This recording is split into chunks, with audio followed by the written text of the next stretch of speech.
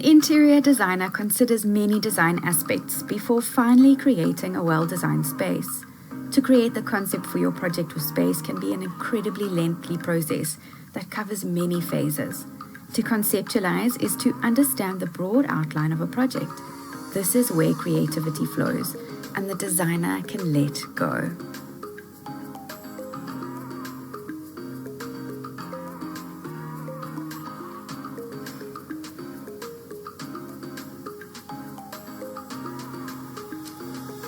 Hello everyone, and welcome from me, Robin Santini, your interior design course educator.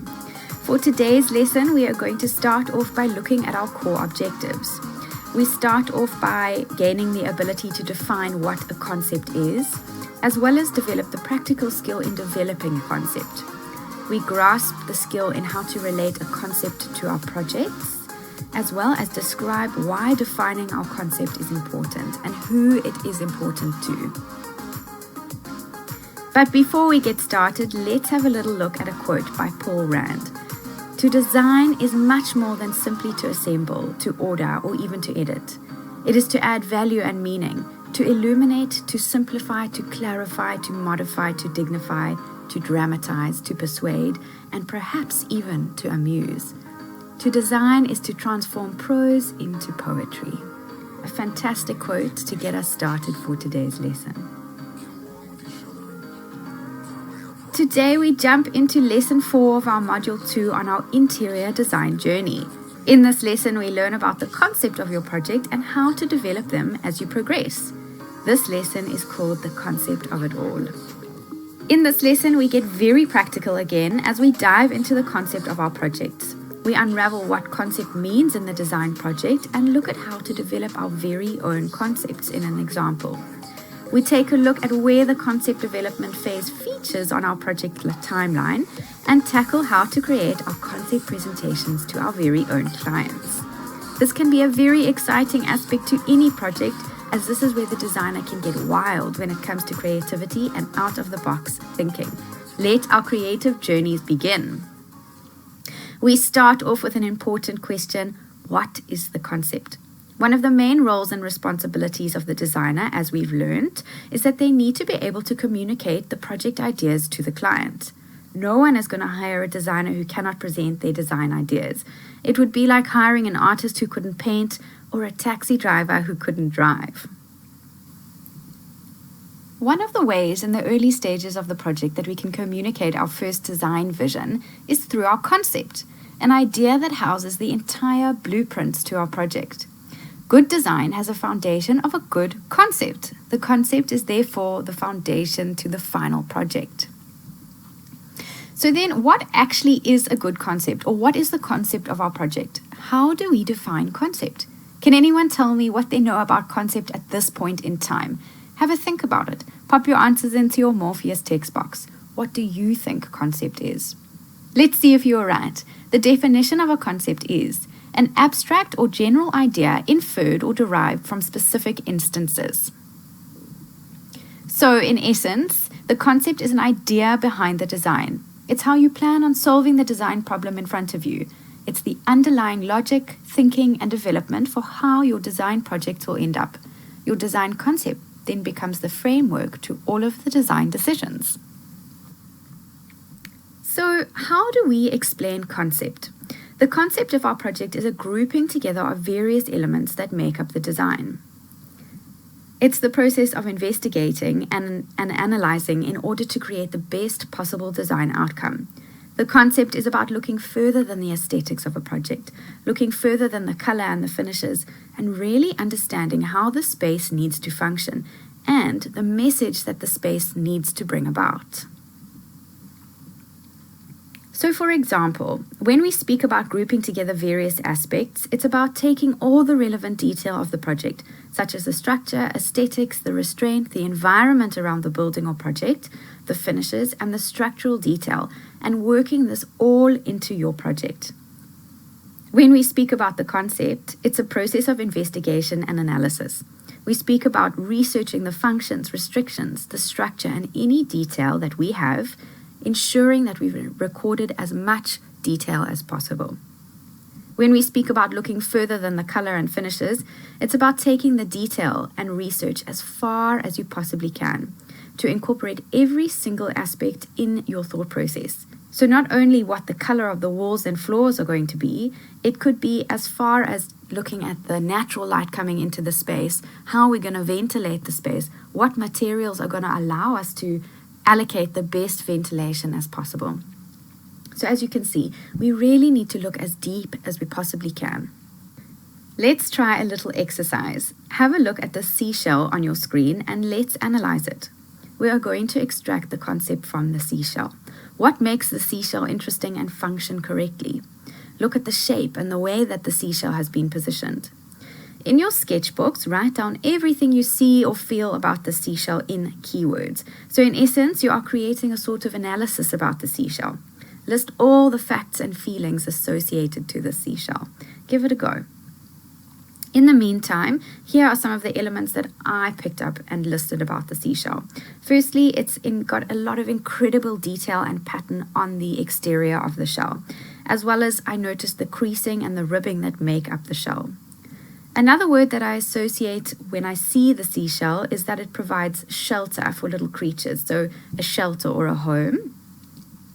It's water resistant, which is another word that I've picked up, as well as it has a cone-like shape to it. All these elements that you and I have picked up on are the concept of the shell. It's what makes the design of the shell and therefore forms the foundation to the design of the shell. So as you can see, the concept is forming the foundation or the blueprint to the design. This exercise is about analyzing and analysis. It's about extracting as much detail and developing the critical eye. Let's try another example. Have a look at the dandelion on your screen.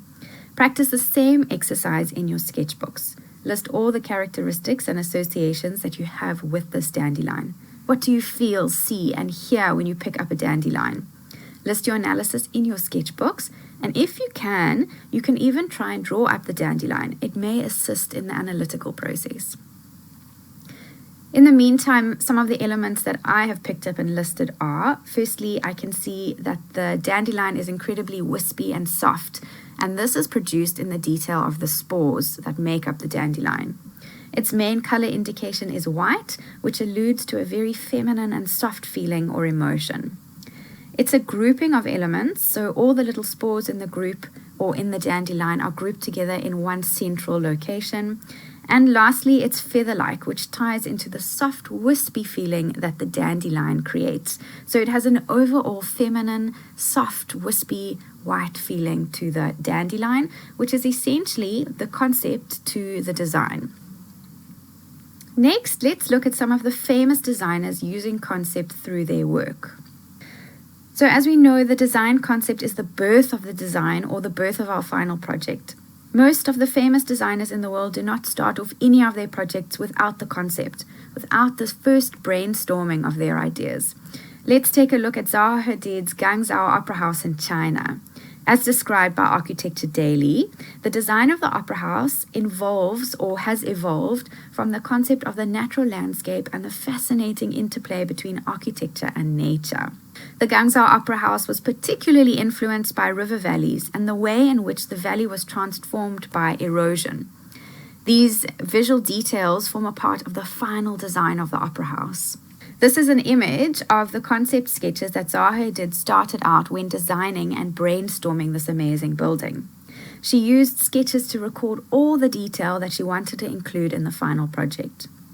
She is noting preliminary ideas that are going to make up and build towards her final design. Already right from the offset and from the beginning of these sketches, we see an iconic characteristic of this opera house and iconic characteristics of her work, the concept of curved and organic line and form. This is very evident in majority and most of her work. This is another one of Zaha Hadid's concept sketches. Remember, in the beginning, Hadid's designs did not make it further than the presentation phase of design. Hadid became known as the paper architect, meaning that her designs were too avant-garde to move beyond the concept stage or the sketch phase of the design process. But this did not stop her. The more she developed her concepts and worked through her sketches, the better she became and the easier it made for them to become reality or to become created in reality. When we speak about generating concepts, there are a few ideas that we can look for in our concept creation. So there are 3 main aspects to, or grouping to, concept development. The first one we look at is our social concept. The second one is our aesthetic concept. And the third one is a psychological concept. There is a 4th concept, which is essentially just a mixed concept, which means that you've mixed your social, your aesthetic, and your psychological concept in any particular order or form. Let's take a little closer look at each concept. So firstly, we have our social concept. The social concept is a concept of social interaction and connection. It links your ideas to the proposed process or to the concept that you have around the social process and interaction. Let's take a look at this beehive as an example of a social concept or social concept development. So when investigating a concept, it's important to understand the whole process function around that concept. So when we talk about the beehive, one of the primary functions is it stores food. Other functions of the beehive is to provide housing for the bees. It also facilitates in the creation of honey and also allows the bees to pollinate the crops around them. So in this beehive, you'll notice interesting shapes and forms that the hive creates. You'll also notice the hexagonal shape actually creates little openings for the hive where the honey is stored. The hive is built around function that needs to take place within the hive, as well as how the bee colony functions and interacts within each hive. The main function of this hive is to facilitate social behavior of the bees, making their processes easier. So how do we apply this specific concept to our designs? Well, we do this by mimicking the process flow and setup of the hive into our design. This then becomes the inspiration and concept to our design projects or our designs. It's a plan of how we want our final project to end up. So it's a social concept plan of our final projects. The next concept type that we can have a look at is our aesthetic concept. This is possibly the most common concept type that designers use when creating their projects. This form of concept development is taking beauty, color, and pattern, as well as texture, shape, line, and form, so essentially your aesthetics, taking that of a shape or object and creating that as your theme and inspiration to the concept or theme and inspiration to your projects. The concept of this shape is then implemented into your projects, similar to the example that we looked at of the Opera House by Zaha Hadid. The shape of the natural landscape and the hills and the valley are used in her concept as inspiration. So she's taken the line, form, and shape of natural beauty and mimicked that into her design concept. Similar to the way that we would use the shell. So we would take the beauty of the shell, so the patterns, the shape, the texture, etc., and use that in our final design concept. For example, this is an interior that we can see the designer was inspired by organic form and line, which follows the base and concept to their design. The concept could have related to clay or rock, which we can see has been translated or mimicked in the specific design. The lines of the shape are emphasized in the design. The concept can be brought into anywhere in your design as long as there's some sort of harmony and unity. So as you can see in this example, the concept has not only been brought into the line and shape of the table and the walls, but it's also been brought into the artwork. We can also go as far as saying that the concept has been brought into the use of natural color or neutral color into the space. So the gray and neutral tones of the rock and clay are evident in the final image or the final project. Have a look at this image of a partition screen. The concept is clear here, well, it's at least clear to me. Can you guys see or advise what concept or inspiration has been used to create these screens? Where do you think the designer found inspiration to create these partition screens? Obviously, this is based on speculation, but a great concept is an evident concept. But a great concept is also a subtle concept. Pop your answers into your Morpheus text box if you can tell me where you think the designer has derived or brought in the inspiration for this screen from. So the concept that I believe the designer used here is the fan leaf. This is evident through the similar shape, line, and form that the leaf and the partition have. So essentially the leaf has been mimicked into the design. They both fan out from the same area or from the same central location, and they both have very similar indentations throughout the partition and throughout the leaf. The next concept that we have and that we're going to look at today is your psychological concept. Yes, and it's all in the name. This concept is all about the psychological effects that form a part of the influence of the foundation of the concept of a space. This is another particularly popular concept as we investigate the psychological values of a space and therefore impact the way people interact and function within each space. This concept is a focus on specific shape or form and the psychological characteristics that link them. Then we take those characteristics and mimic them or replicate them into our design. So let's look at another example of your psychological concept. We'll take an example of a square. Remember back to our lesson where we looked at the impact of shape and line within a space. Each line and form had a psychological impact. So for example, our curved lines can create a sense of casualness, whereas your square or rigid lines can create a sense of formality or a formal environment. So if we're incorporating the psychological properties of a square or rectangle in our concept, so as you can see in this example, which they've done, essentially we are creating a space that has a psychological sense of what? Can any of you guess what psychological values a square has? Pop your answers into your Morpheus text box. So, our psychological concepts relating to a square are formality, discipline, strength, courage, security, and reliability.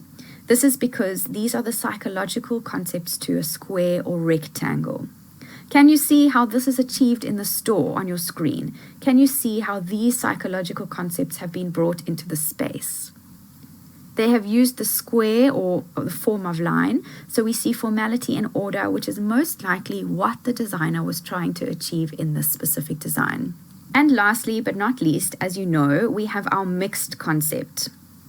This concept essentially means having a mix between your social, aesthetic, or psychological concepts. So if we looked at a social and aesthetic concept mix, we would take aspects of the social behaviors of maybe the bee and the beehive and mix them with the aesthetic concepts of our seashell. So maybe looking at the entrance and exit and process flow of the beehive, and then taking the pattern, the shape, and the form of our aesthetic concept and implementing that into our design. So just as a quick example, we may use very detailed and patterned wallpaper in our interiors, and that would be drawing from our seashell. And then the process flow, so how the bee interacts with the space, might be implemented in how we act within our design space. So how do you develop a concept? Now that we know that a concept is the foundation to our project and our ideas and our project processes, we need to look at how to understand or how to develop a concept for your project and what makes the process and flow viable. This takes us in how to develop your concept. Can anyone tell me where in our design timeline the concept development phase sits? So remember, we've got phases 1 to 6. We know that phase 1 is obtaining our brief, and phase 6 is our project handover phase. So based on that information, where do you think the concept development phase falls? Pop your answers into your Morpheus text box. Our concept development phase fits into phase 3. Can anyone tell me why it only fits into our phase 3? Why do we only see concept development in phase 3? This is because in phase 1 and 2, we are still collecting all the information we need to be able to include in our concept. The design brief, as we've learned in our lesson, is all about the client. It's a vital part of our information collection and research. All the information we gather here is going to assist us in our concept development. Developing a design concept is something of an individual process. There's no right or wrong way to generate an idea, and what works for you won't necessarily work for someone else. However, there are parts to the process that everyone should go through, and generally every designer does tick off their checklist. Firstly, we need to define the problem. You can't solve a problem without knowing what the problem is. Before developing a concept for a project, you need to talk to your client and ask questions about the client's brand, their customer, their general market, and their goals for the site or the project. Then we need to research. Your client won't be able to tell you everything you need to know. You'll have to do some of your own research into their industry, looking at the competing market and competing sites, and try to understand more or as much as you can about the client and their market.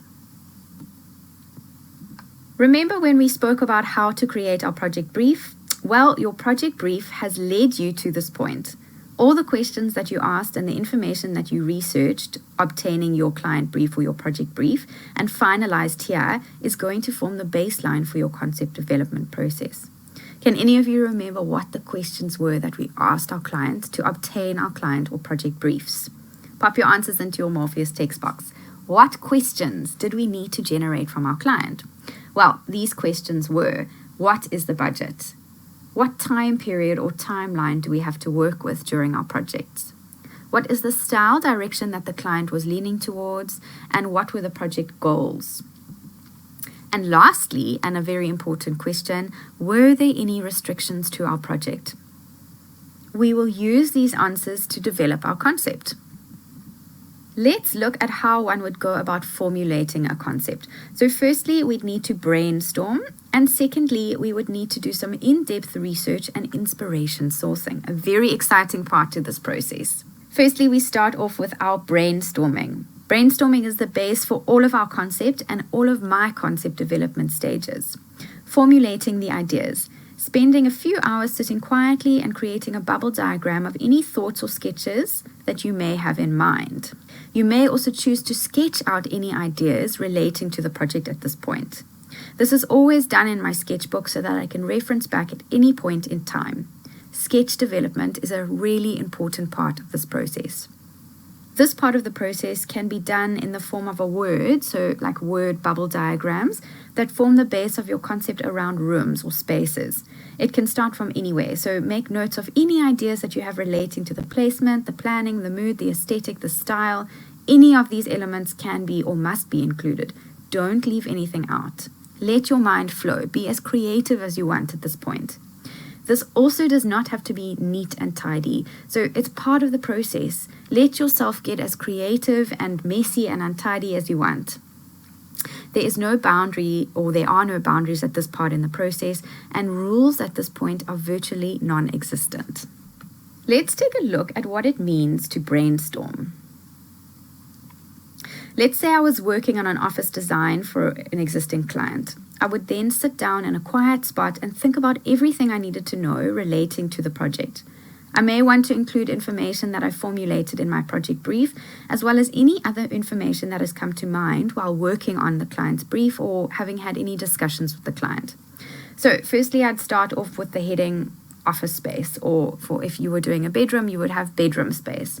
I would then note on my bubble diagram that I wanted a neutral color scheme. I would then add that I want organic line and form because I know that the client wanted a minimalist style, and we know from our styles lesson, minimalism is organic line and shape and form. I would then also indicate that I wanted to add texture and bring texture through fabric and finishes. These are just my ideas. Obviously, you would have your own ideas relating to the space. I may also want to sketch some of these ideas out, as you can see in the right-hand corner of your screen. So here we've sketched out, or the architect and designer has sketched out phases of the design process. So it's really nicely laid out. It's very clear to the designer and to the client if you were showing them these ideas of how the process and the flow works in the space. It also shows a really good indication of your idea development and project development phase. These diagrams and brainstorming exercises can be as detailed as you want them to be. The more detail, the better. Another way to brainstorm is to actually take your communication floor plans that you're looking at in your client meeting or that you've generated on site and use them as the base of your brainstorming. I've done this quite a lot, and I feel that it really gets detailed and it really draws as much information as we can out of the designer. This simply means to take a hand sketch of a space and bubble diagram, as we did before, around your plan. This is to achieve and formulate ideas, as I've done on your screen. So you can see, again, I've taken a layout and I've indicated that I want bold colors in the bedroom. I'm going to do new floor finishes, and I'm going to incorporate new lighting. The next way to formulate and generate ideas is through sketching and inspiration images or mood boards. You may find that browsing the internet and magazines brings about inspiration for your project. In this stage, you can also spend some time creating some sketch ideas for your project based on any images that you have seen on the internet or seen through magazines, etc. Sketch, sketch, and sketch again. Using your sketches to formulate your concept is a brilliant way to generate ideas. I find this one of the best ways to understand the space and the design role that I'm playing within the space. Remember, the sketches do not need to be amazing, they just need to convey the message. Draw as much as you can about how you want the concept and the project to look. So what is your entrance going to look like? How is the space going to flow? How are people going to move within the space? What are your windows going to look like? What are your finishes going to look like? So you see where I'm going here. Sketch as much as you can. Next, we have our mood boards or our inspiration boards. This is quite a simple element in the fact that it displays the mood that you're wanting to incorporate in the space or in your projects. You can source images to visually show and establish what effect, feeling, and emotion that you're wanting to create in this space. So for example, if you have a look at this image of a mood board, we can clearly see the effect that the designer or architect is wanting to represent in the space. It's a casual, boho, soft, whimsical feeling or emotion with a very warm color palette. And as you can see, it's clearly represented in a simple image on your screen, and this is what we call the mood board. You may even want to use sites like Pinterest to search concepts and themes. So the styles, themes, and concepts of a project can be saved in one location on Pinterest, so it makes it really user-friendly and easy to use. I have even used Pinterest to collaborate with clients on this platform so that I can interact with them in almost real time. So as you can see, I'm flipping through or filing through a concept that I've been recently doing for a client. It has a minimalist theme. So as I type minimalist into Pinterest, it pops up all images relating to a minimalist concept or minimalist style. So now that we've covered the development of a concept, we need to create our concept board so that our clients can see what we are proposing for the beautiful space. We want this board to give an idea of the look, feel, and emotion that we're wanting to portray in the space, as well as show the development of our design ideas through our sketches. So our concept is a collaboration of ideas, moods, and processes that we're wanting to achieve in the final space. We start off with what is the concept board. So the concept board is made up of images carefully selected to represent the mood, the process, the idea development, and the feeling that we'd like to have as the final result in our design. It's a visual collage of what you would find in a space. So you would look for images wherever you can and use these to create your concept. Your concept board can be digital, created on computer, or a physical concept board. Another important question to ask ourselves is, why is the concept so important? So your concept is a very useful tool at the early stages of a project, as it guides us, the designer and the client, to what you can expect in the final project. The client will be able to understand the color scheme, the materials, and the overall feeling of the space before proceeding to the final stages of the project. It's a very useful tool to use for effective communication in your design ideas. Next, we should ask ourselves what the concept needs to include. So once you've developed your concept idea, we need to get our ideas to the point that are presentable to the client to create what I call the concept board. There are generally some important items that will form part of your concept board, so let's take a look at what they are. Firstly, you will need to include a research section. Showing your client what you've researched to be able to generate this concept is a great idea. It would be applied specifically to retail and commercial areas of design, as the client will want to see what research you've done of the competing market to ensure that you've aligned their design to what is currently in the market or currently in trend.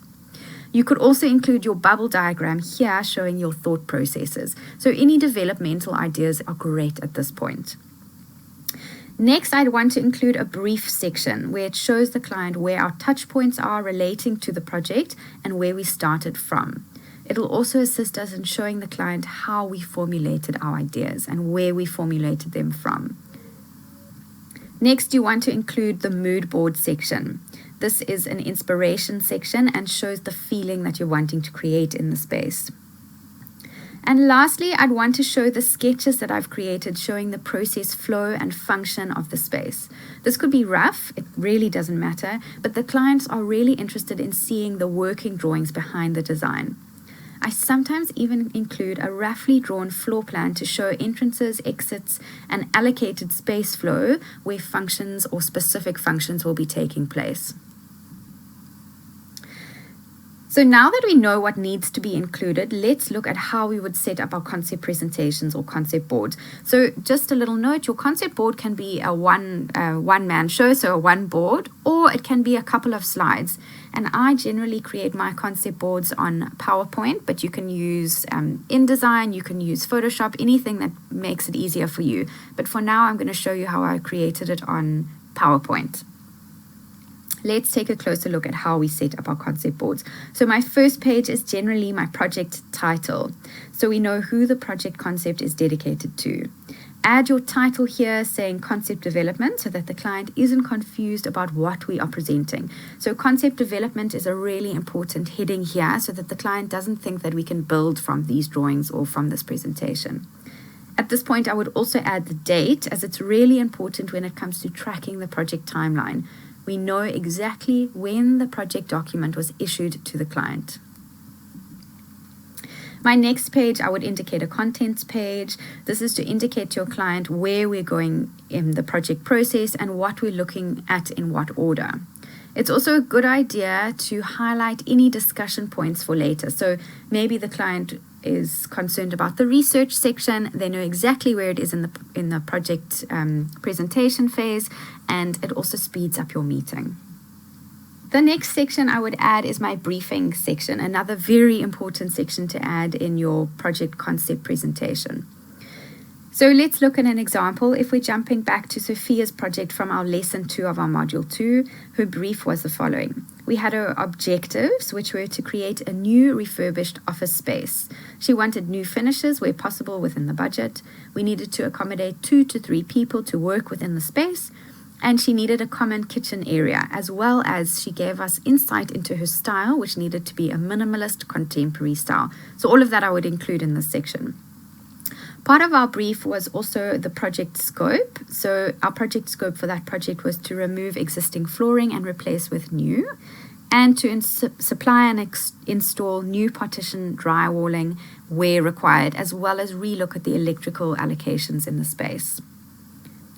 The next part of our project brief was our timeline, and as per our brief from our lesson 2, we had 6 weeks to complete this project.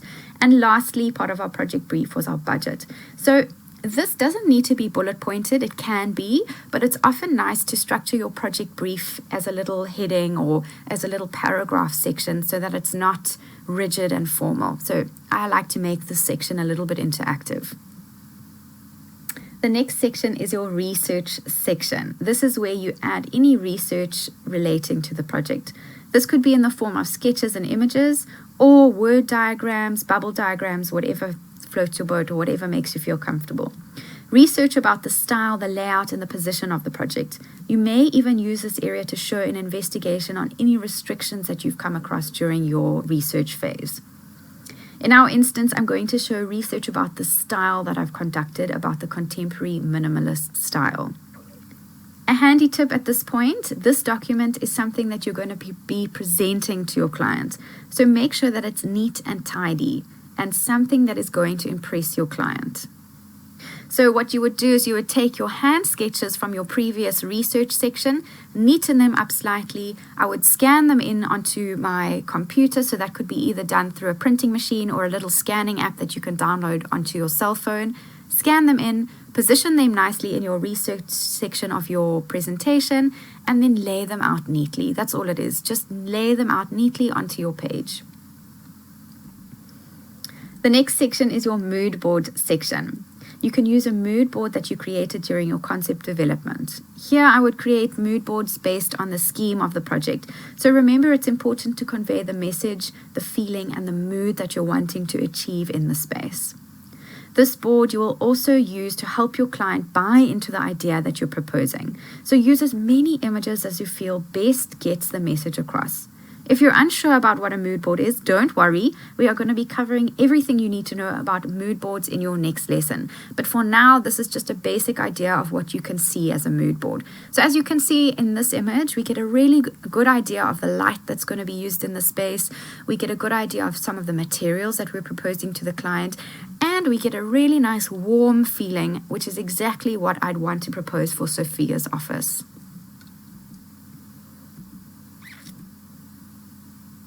The next section I would include is my sketch development section. On your last page or towards the end of the presentation, I would indicate the sketch development, so how my concept has evolved. This can be done by hand, on SketchUp, or even in AutoCAD. It's totally up to you or totally up to the designer. So for me, at this point, I would only show sketches because I actually haven't got to the AutoCAD or my technical drawing section yet. And the client really likes to see sketch development. So quite a nice, easy element, quite a nice element to show creation and development, and something that I would use to sketch in this point. Another element you can include in your sketch development element is your floor plan. So this is a floor plan that I've created on SketchUp, but it can be a floor plan created by hand. It's not a problem. Just something showing the client aerial view of what their space is going to look like, or what we're proposing the space to look like. And then as you can see, I've also taken my bubble diagram and included that here. So it just shows the client our idea and process flow. So as you can see, I want to use bold colors, I want to use a new floor finish, and I'm wanting to incorporate new lighting. And that brings us to the end of our lesson on concept development. This lesson has been quite an information-filled lesson, so let's do a little bit of a recap. So in this lesson, we generated the ability to define a concept. So all of you by now should understand what the concept of a project is. We then developed practical skill in creating the concept. So we looked at what a concept was, we looked at how to generate a concept and how to develop our very own concept through our social, psychological, and aesthetic concept sectors. We then generated the skill to relate a concept to our projects. So how do we take the seashell concept and relate that into our project? And lastly, we described why defining our concept was important, not only to the client, but to the designer as well. It was the blueprint and the final plans to our final project. And as you know, that brings us to our challenge. And our challenge for today's lesson is quite challenging, as we are going to start developing our own concept.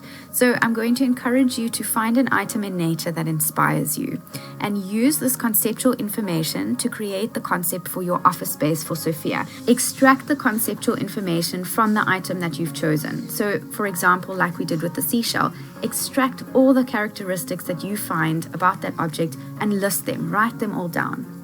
You can use this conceptual information that you've extracted from this item or object to create and define the concept that you are going to create. Tell us if it's a social concept, an aesthetic, or a psychological concept that you are going to be using in your design. You are then going to create the concept for the office space for Sophia's concept. You're going to use the information that we've provided as well as your concept that you've extracted and incorporated into Sophia's office space. So the office space is 53 square meters, as we know. It's a box shape, so I'll provide you the template of the office space in your summary notes, and you can use this to sketch out any concept ideas that you've got.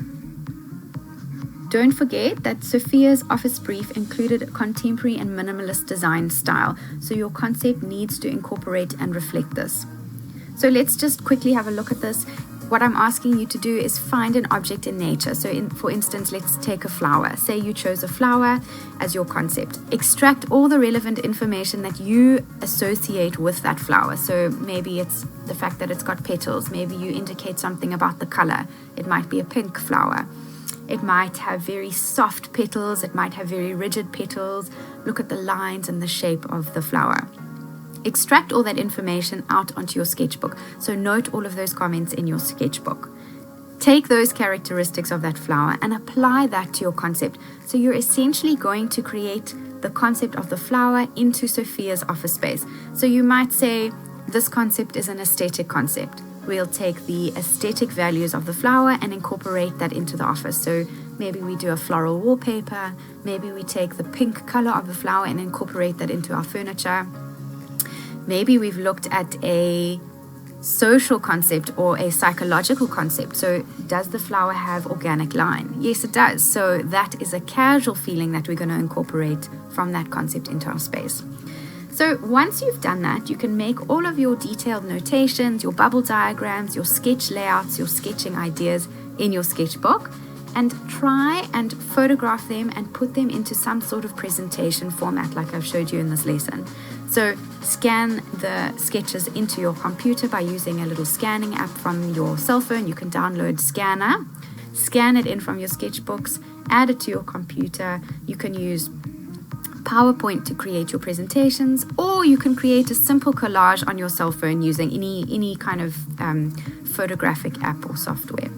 Once you've done that, as we do in every lesson, I'd like you to upload them onto your social media platforms, so Facebook and Instagram. And for today's lesson, you can use hashtag ID Challenge M2L4, and that's because we're on Module 2, Lesson 4. So you can tag us at Shaw Academy, you can tag me at Shaw Interior Design, and you can use this hashtag on your screen. And that brings us to the end of today's lesson, all about the concept. I hope you've had fun in this lesson. I've really enjoyed this lesson. It's a lesson that I love teaching, and I really love working through with my client. So I hope you've enjoyed it, and I hope that you're going to take on this challenge. Good luck with the challenge, and I look forward to seeing you in Lesson 5. Happy learning, everyone.